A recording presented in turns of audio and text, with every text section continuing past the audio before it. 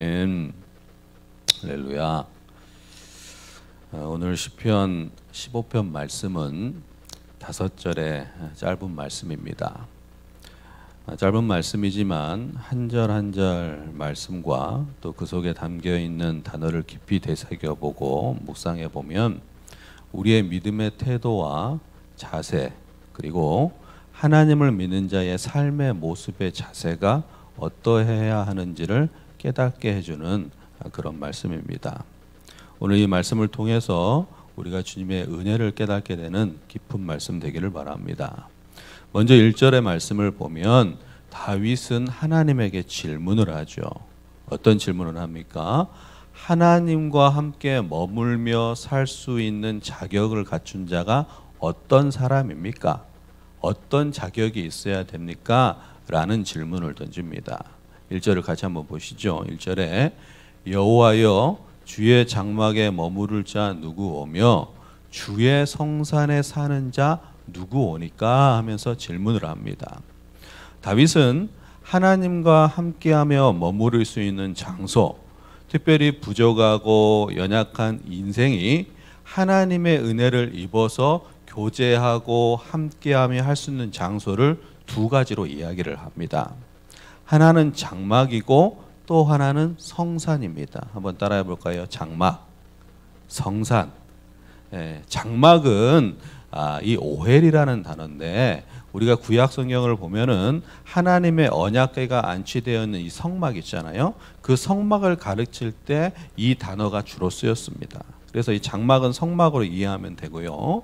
그리고 이 성산, 이 거룩한 산은 다윗이 언약궤를 안치해 놓은 성막에 있는 그 산을 말하는 겁니다. 즉 시온산을 말하는데 훗날에는 이 산이 예루살렘의 성전이 세워지는 그러한 산을 말하는 겁니다.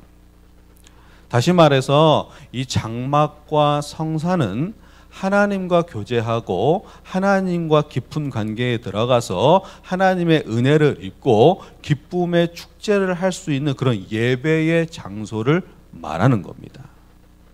그래서 우리가 예배당 그러는 것은 그냥 어떤 장소적인 개념의 그런 의미도 있지만 어떤 그보다 더 큰 광범위한 의미, 즉 하나님과 만나는 그 장소를 말하는 거죠. 그래서 하나님께 다윗이 질문을 하는 것이 이 장막과 성산, 특별히 하나님께 예배할 수 있는 그 장소에 들어갈 수 있는 자, 예배할 수 있는 자가 누구입니까? 라고 질문을 하는 것입니다. 그런데 이 단어를 좀 더 이렇게 우리가 예배적인 그런 공간의 장소의 개념은 좀 있지만 좀 더 확장돼서 이 단어 속에 담겨 있는 기품을 보면 어떤 것이냐면 어떤 다윗의 예배 장소, 어떤 성막, 언약궤가 모셔 있는 장소도 있지만 하나님을 깊이 모시고 하나님과 연합되고 하나님과 함께 하여서 그곳에 하나님의 나라가 임하게 되고 그곳에 하나님의 역사가 나타나는 그 공간, 광범위한 그 공간의 의미도 이것에 해당이 되는 것입니다. 우리가 코로나19로 인해서 일시적으로 가정에서 예배 제단을 쌓았잖아요. 그 가정에 하나님의 나라가 임하고 특별히 그 가정에서 예배하는 자들, 예배하는 우리의 모습들이 진정으로, 신령으로 모든 것을 담아서 예배를 올려드리면 그것이 바로 하나님의 나라가 임하는 장소가 되고 그것이 장막이 되고 성산이 되는 겁니다. 이게 중요한 거죠. 그런데 문제는 그렇게 하지 못할 때 문제가 되는 것입니다. 예배당이라는 좋은 건물이 있고 넓고 편안한 의자가 있고 그 모든 것을 다 갖춰져 있을지라도 예배하는 자의 마음의 중심이 온전하지 못하고 하나님과 교제하려고 하는데 그 교제가 깊지 못하다면은 그것은 그냥 어떠한 이 세상의 어떤 장소에 불과할 수 있는 그런 곳이 될 수밖에 없다라는 것입니다. 그래서 여기에 중요한 단어가 붙는데 그 단어가 뭐냐면 장막과 성산 앞에 붙어있는 단어가 있는데 그 단어가 바로 주애라는 단어입니다. 한번 따라해 볼까요? 주애. 그러니까 주의 장막, 주의 성산. 이 주애라는 이 단어가 굉장히 중요한데 이 주애라는 것은 당연히 우리가 알고 있는 하나님입니다. 즉 이 장소의 주인은 누구냐? 하나님이라는 것이죠. 그러므로 우리가 믿음 생활을 잘한다 했을 때 그 잘함의 기준은 바로 뭐냐면 이 예배의 장소의 주인은 하나님이라는 것에 대한 인식을 분명히 하고 절대로 하나님이 함께하는 그 예배의 장소에 대한 믿음과 신앙의 개념으로 절대적으로 나가야 된다는 것입니다. 다시 말해서 이 예배의 장소와 예배하는 곳엔 인간이 절대 주인이 될 수 없습니다. 그렇기 때문에 예배는요 언제나 겸손히 드려져야 됩니다. 겸손히 낮아져야 됩니다. 그리고 될 수 있으면 예배당에서의 예배하는 소리 외에는 모든 소리는 작아져야 됩니다. 사람의 소리가 주인 되어서는 절대 안 되는 거죠. 좋은 교회일수록요 예배당에서의 예배의 소리가 크고 사람의 소리는 작습니다. 그렇다고 해서 뭐 사람이 말을 하지 말라 그런 개념이 아니라 예배의 소리가 점점점 커져야 되고 찬송의 소리가 커져야 되고 말씀을 묵상하고 말씀을 읽는 소리가 커져야 되고 기도의 간구의 소리가 커졌을 때 주인된 하나님이 영광을 받으시고 그곳에서 은혜를 받고 그곳에서 하나님과 교제하는 우리 인간의 모습들은 낮아져서 참 예배의 모습, 예배의 장소가 된다는 것입니다. 그런데 많은 교인들, 많은 교회들이 예배당의 주인은 하나님인 줄 알다고 말하고 인정한다고 말하지만 사실은 수없이 망각하고 삽니다. 사람의 소리가 커지는 경우가 많습니다. 만약에 사람의 소리가 커지고 싶다면 예배의 소리는 2배, 3배 더 커져야 됩니다. 그래야지 좋은 교회가 되고 참된 예배의 장소가 되는 것이죠. 그래서 다윗은 하나님께 질문을 하는 겁니다. 예배하고 나가기 위해서는 어떠한 자격이 과연 있어야지 하나님 앞에 참된 예배를 할 수 있습니까? 이렇게 질문을 하는 거죠. 여러분 우리가 반드시 인식해야 될 것은 우리가 하나님의 은혜를 깊이 입어서 이 예배의 장소에 들어올 수 있는 그런 존재가 되었다는 겁니다. 희한하게요. 세상의 사람들이 하나님께 예배합시다, 교회 갑시다 그러면 대부분 어때요? 좋아하지 않습니다. 왜? 자기의 인생의 주인이 자기 때문입니다. 이 예배장에 들어가고 교회 간다는 그 자체는 그 겸손이라는 전제가 깔려 있고 그곳에 가면 내가 주인 행사할 수 없기 때문에 이 예배의 장소에 온다는 그 자체는 뭔가가 불편한 것이죠. 그러니 우리가 예배할 때 하나님께 겸손히 주님의 얼굴을 구할 수밖에 없고 예배는 하나님과 교제할 수 있는 유일한 길이기 때문에 예배의 태도가 정결하고 바르고 인간의 모습을 감추려고 애쓰는 곳이 바로 이곳임을 알고 우리가 어떠한 예배를 드리든 이곳의 장소에 왔든 하나님 앞에 온전히 예배하는 저희들의 신령과 진정이 있는 그런 모습 되기를 바랍니다.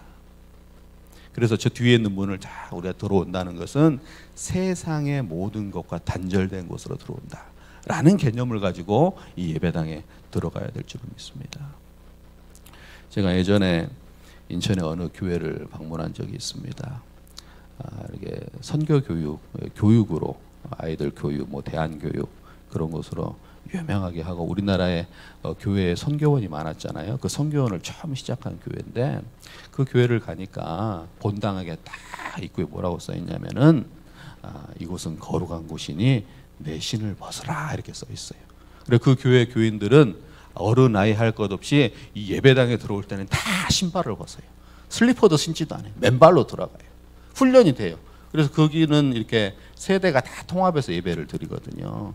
뭐 유치원생들도 거기서 같이 예배를 유치부도 예배 드리고 장년도 드리고 노년도 드리는데 다 신발을 벗어요.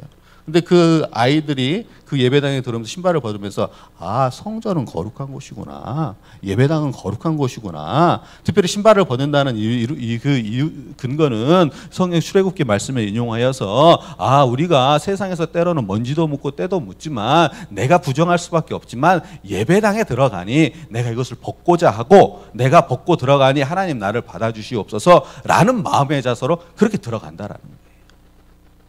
세상 사람 보면 웃긴 거죠. 웃긴 거죠. 그러나 하나님의 말씀, 특별히 예배에 대한 사모함, 예배당에서의 그 간절함, 그것이 있기 때문에 그렇게 신앙 고백처럼 그들을 하고 있다는 겁니다.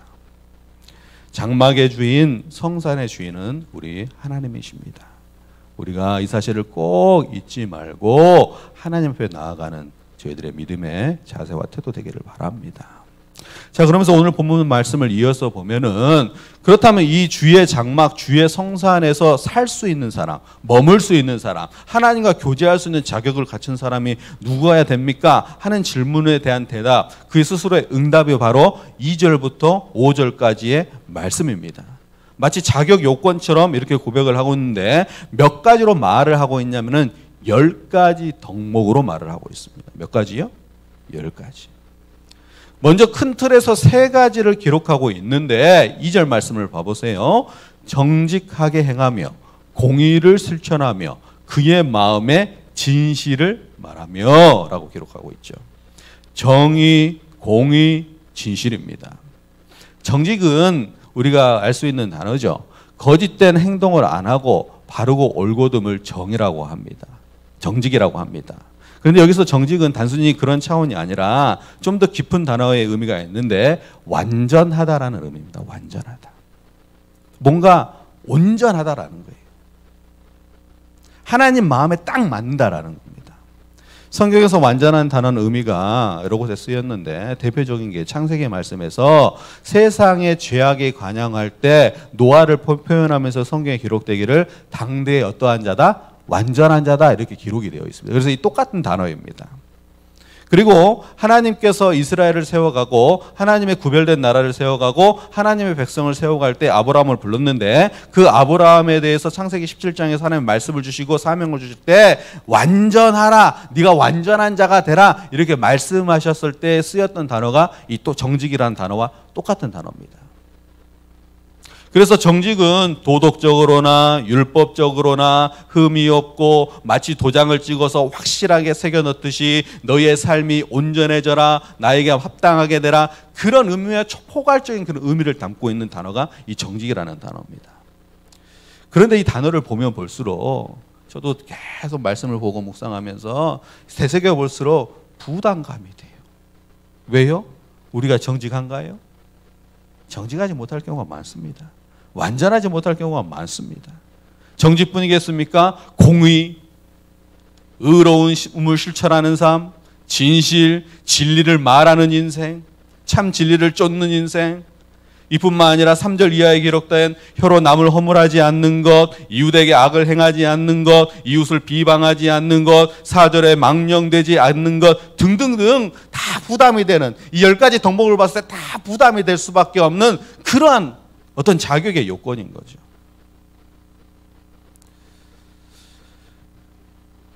그럼 하나님과 교제하고 싶어도 교제할 수 없을 수밖에 없는 우리의 모습이 점점 드러나는 것 같은 그런 단어들입니다.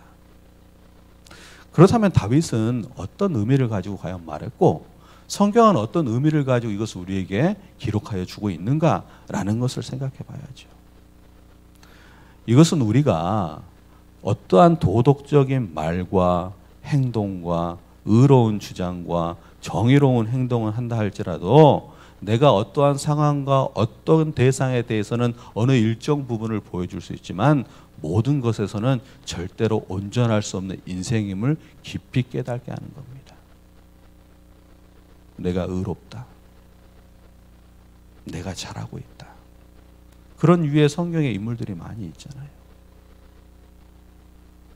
가장 기본적인 자세는 우리가 하나님과 교제하고 하나님 앞에 나가기에 가장 기본적인 것은 나는 죄인이라고 인정하는 겁니다. 아, 나는 자격 요건조차도 안 되구나. 부족할 수밖에 없는 거구나.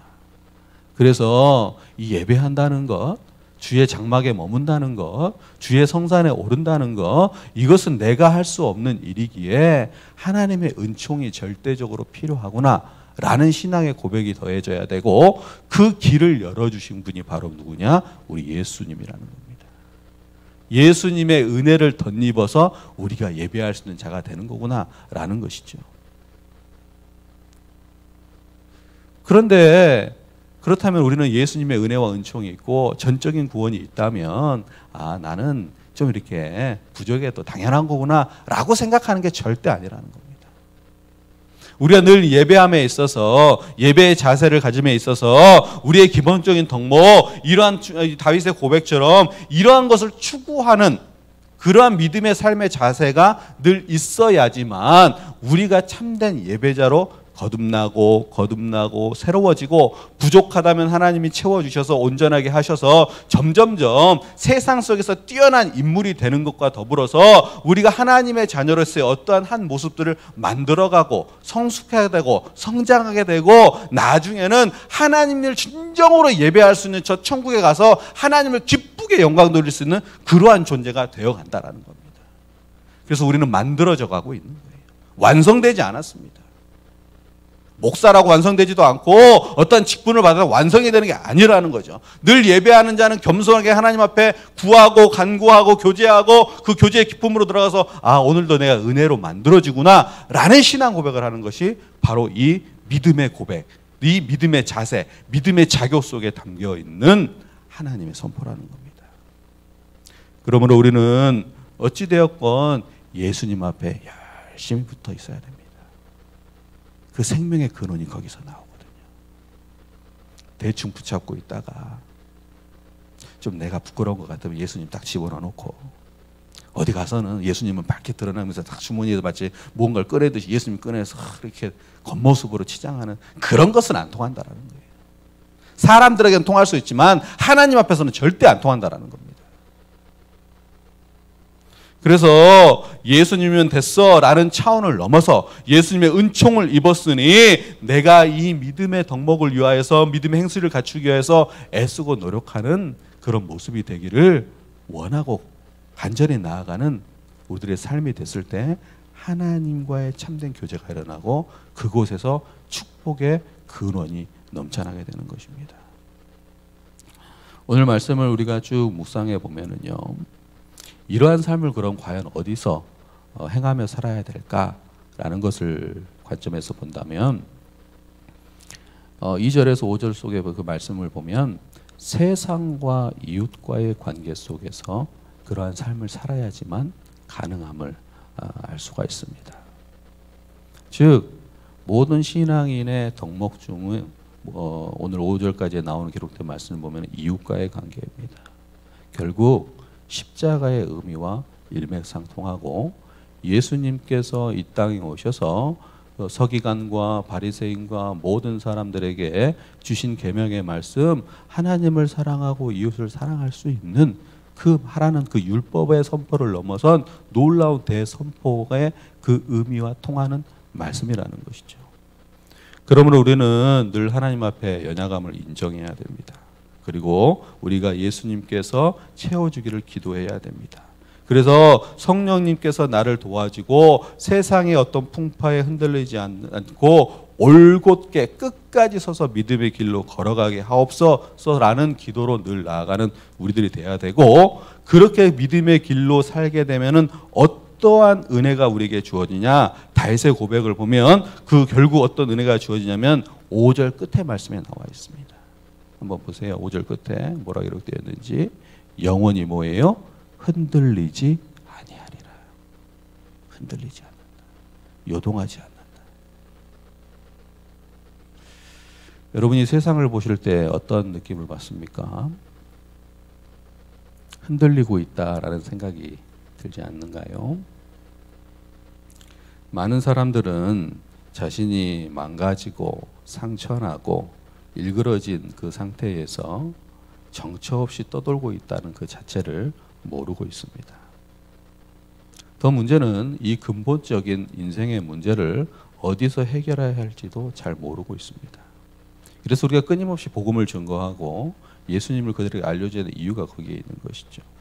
그래서 그들은 유리방황하고 흔들리고 있는 그 조차를 망각하기 위해서 어떠냐? 흔들리는 인생 가운데 사는 거예요. 여기로 막 흔들리고 있어요. 그럼 내 몸을 흔들면 어때요? 그 흔듦을 덜 느끼게 되는 겁니다. 수많은 사람들이 클럽을 이곳저곳 다니면서 그곳에서 춤을 추고 여러 사람과 어울리는 이유가 뭘까요? 기쁨이 있고 즐거움이 있고 뭐 그런 것이 있겠지만 그 영혼의 깊은 내면을 들여다보면은 이 흔들리고 인생의 조체를 망각하기 위해서 자신이 흔들리고 술과 함께 춤과 함께 사람들과 함께 흔들고 있다라는 것이죠. 근데 그것이 흔들리지 않는 것일까요? 계속 공허함만 남습니다. 공허함만 남아요. 문제가 해결되지 않아요. 그래서 시편 15편 말씀의 마무리에 하나님께서 우리에게 주시는 말씀, 다윗이 고백하는 말씀, 이렇게 되기를 원합니다라는 신앙의 고백처럼 하나님 말씀하는 게 뭐냐면, 우리가 영원히 흔들릴 수 않는 그 유일한 길은 바로 하나님이고 그 은혜에 머무는 것이고 그 안에 깊이 들어가는 것이고, 우리가 예배함을 통해서는 이러한 은혜가 있음을 고백하고 우리가 이 은혜를 점점점 사모하게 되는 그런 사람이 되고, 그것을 통하여서 우리의 인생의 영과 혼과 육이 흔들리지 않는 그런 삶을 살 수 있게 되기를 원합니다. 그렇게 된다라는 신앙의 고백을 우리에게 보여주고 있는 겁니다. 눈에 보이는 세상의 화려함은 우리를 유혹을 합니다. 그곳에 들어가 있으면 좋다라는 것도 느끼죠. 그러나 눈에 당장 보이지 않는 영원한 세계는 우리는 다 알지 못하여서 잠시 잠깐 세상의 것을 붙잡을 수도 있습니다. 그러나 그곳에는 답이 없습니다. 바로 우리가 어디에 있든 예배하고, 특별히 예배하는 자의 삶을 합당하게 살기 위하여서 거룩하고 온전하게 만들어 가려고 애를 썼을 때 하나님께서 도우시고 성령님께서 함께 하셔서 흔들리지 않는 인생이 되는 것, 그것이 바로 우리의 인생입니다. 이 은혜를 받았으니 이것을 축복으로 이루어낼 수 있는 저와 여러분이 되기를 주님의 이름으로 축복합니다. 기도하겠습니다.